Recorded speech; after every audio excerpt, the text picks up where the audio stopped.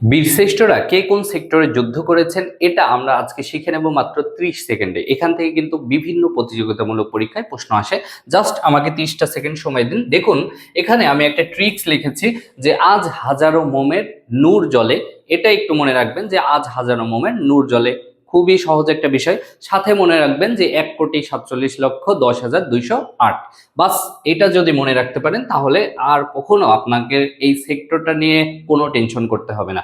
Just এখানে খেয়াল করুন, আজের নিচে আমরা 1,00,00,000 দিয়েছি, তারপরে হার নিচে 4 দিয়েছি, যার নিচে 7 দিয়েছি, রোর নিচে 10 দিয়েছি, মোর নিচে 2 দিয়েছি, মের নিচে 0 দিয়েছি এবং নূরের নিচে 8 দিয়েছি। ঠিক আছে, এই যে কোডটা, এই কোডটার দ্বারা আমরা সেক্টরগুলো মনে রাখবো আর উপরের লাইনটা দ্বারা আমরা নামগুলো মনে রাখবো। ঠিক আছে, এখন এখানে দেখি যে আজ, ঠিক আছে, আজ থেকে আব্দুর রউফ, ঠিক আছে, আব্দুর রউফ কিন্তু 1 নং সেক্টরে যুদ্ধ করেছেন। এই কোড দ্বারাই কিন্তু আপনি মনে রাখতে পারবেন। তারপরে দেখুন, হাতে হামিদুর রহমান, হামিদুর রহমান 4 নং সেক্টরে যুদ্ধ করেছেন, কোড দ্বারা মনে রাখতে পারবেন।